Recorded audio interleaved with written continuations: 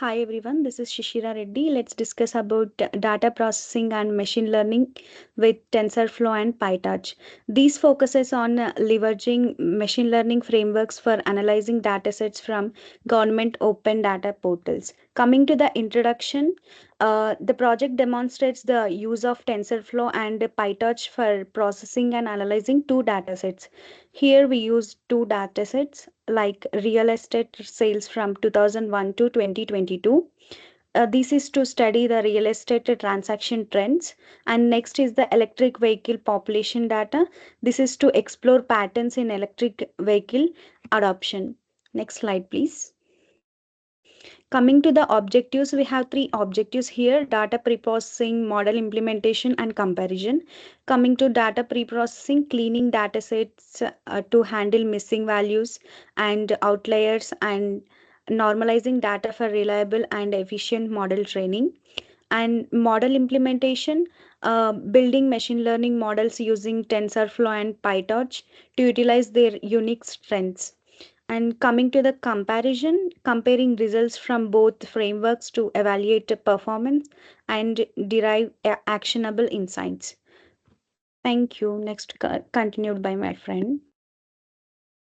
Hello everyone, this is Pratyusha. So when it comes to the dataset description, the overview we have is we chosen two datasets to explore contemporary trends that are real estate sales from 2001 to 2022 and electric vehicle population data. When it comes to real estate dataset, it contains over 20 years of transaction data for the real estate market. It includes attributes such as property types, sale prices, the locations, and the transaction dates. Helps us understanding long-term trends in the market.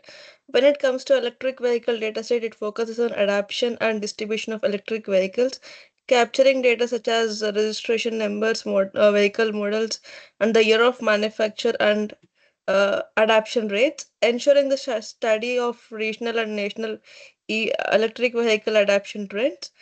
Uh, so when we go to the next slide, the before slide, please. So the data pre-processing, the main goal is to ensure both data sets are prepared and accurate for analysis and interaction into machine learning pipelines. So in the steps in pre-processing workflow include data cleaning, which means missing values were addressed through imputation or removal depending on the dataset context. So when it comes to the next step, that is the data transformation, we have techniques like normalization and categorical encoding. In normalization, the scaled numerical features to ensure uniformity or across the data sets takes place. So feature engineering is that as new features were derived, the key variables were selected to optimize and predict model performances. The tools and libraries are pandas and numpy for data manipulation and transformation. So the next slides will be continued by my teammate. Thank you. Hello everyone, this is Ramya. And coming to the steps in data processing, we have mainly three steps. In that, the first step is the data cleaning. This step addresses the missing values and the outliers. Coming to the missing values, this can fill the missing data or remove the incomplete rows or columns. Outliers are these identify and handle the outliers that could distort the model results in correcting or executing them, excluding them. And next is the transformation. The data is 1 second before slide, please. Yeah. Second one is the transformation. In this step, this prepares the data for machine learning. We include mainly scaling and encoding. Scaling, which normalize or standardize the numerical features, so they are on the similar scale. Encoding is which converts the categorical variables into numerical formats. Next slide, please. Coming to the feature engineering, it can create a new informative features for existing data. These mainly includes generating the interaction terms, which combines the features to capture the relationships, and the aggregating data, which summarizes the data, and the new variables, deriving the new variables, which can derive the new features like price, unit price, and etc. And its main goal is to enhance the data set with features that improves the model predictions. And thank you. Next slides will be continued by my teammate. Hello everyone, my name is Vaishnavi and I'm continuing with the machine learning workflows. Here in the machine learning workflows, we use the TensorFlow and PyTorch frameworks, and the data pre-processing was performed and data was splitted into training and the testing subsets. And the models were trained using predefined architectures with parameters like epochs and batch sizes. And evaluation used metrics like accuracy and loss. A comparative analysis was conducted to understand differences in implementation and performance between the two frameworks. When we come to the workflow steps, next slide, please. Here we have three steps. That's the data pre-processing, model design, training, and evaluation. In data pre-processing, preparing datasets for model training is done. And in the model design, architecture setup for regression and classification tasks. And when we come to training and evaluation, here the monitoring performance metrics and the loss is done. Next slide, please. When we come to the TensorFlow implementation, the TensorFlow implementation focused on constructing a structured neural network by defining layers and activation functionings using TensorFlow predefined APIs. For the regression tasks, loss functions like mean squared error were employed, while optimizers such as ADAM were used to minimize the loss during training. The model was trained for the epochs with a batch size and visualizations of training and validation loss were generated to monitor the model's progress and performance over time. When we go to the code please.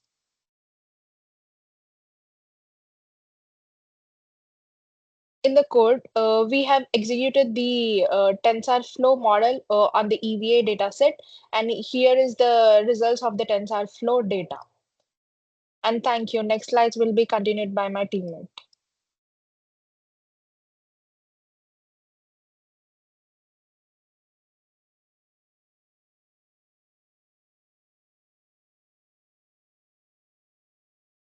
Yeah, I'm sorry for that. Thank you, Vaishnavi, and I'll take you through the PyTorch implementation. The PyTorch implementation emphasizes the flexibility and dynamic computations graphs, and the model architecture was defined using the sequential or the modular approaches, allowing customization of layers and operations.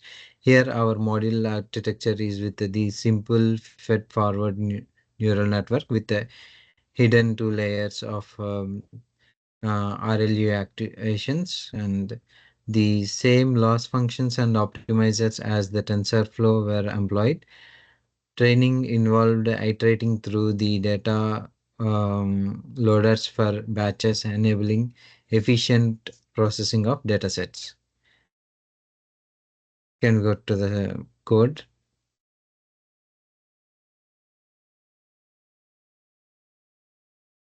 The PyTorch.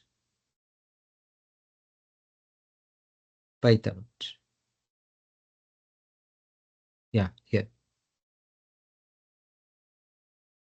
Little bit above. Yeah, this is our PyTorch implementation. We have imported all the libraries that are required for the PyTorch, importing PyTorch, and the we have a definition of the model and defining our PyTorch model. It input we have input features up to 64 nodes, and then we reduce it to 32 nodes. In FC2 and FC3, it outputs only the single node for our regression tasks. And we have the forward method, which defines the input data flows through the network during the forward pass, and training the PyTorch model um, with 10 epos. And here is the result of the 10 epos. Can you go back to the results? Results in PPT.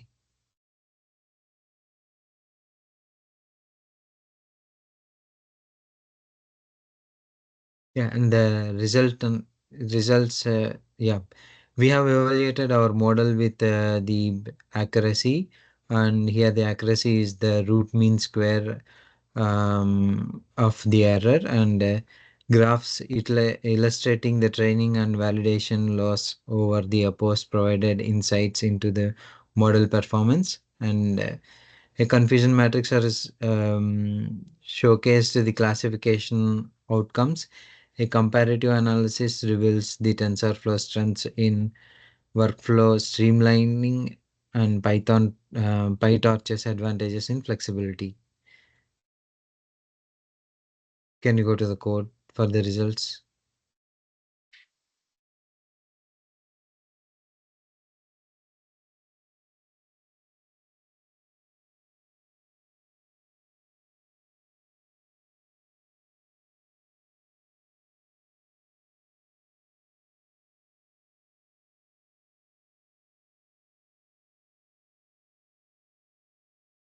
And here is the analysis. We have compared both the TensorFlow and the PyTorch model. And here is the graph that gives us the comparison of actual and prediction values with TensorFlow versus PyTorch.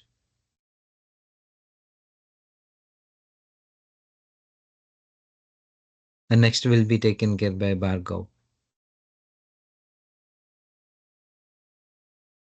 Yeah, thank you, Fanindra. To wrap up, our project showcased how TensorFlow and PyTorch can be used to analyze real estate data and EV vehicle data.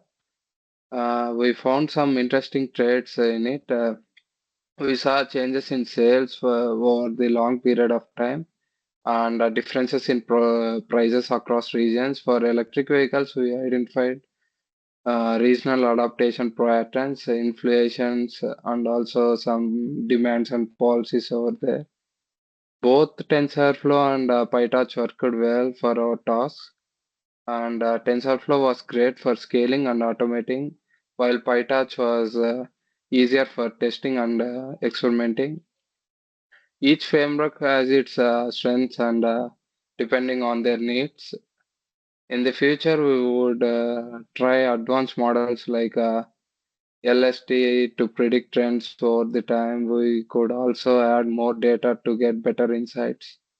This project showcases how useful machine learning can for understanding real world data. Yeah, that's it. Thank you.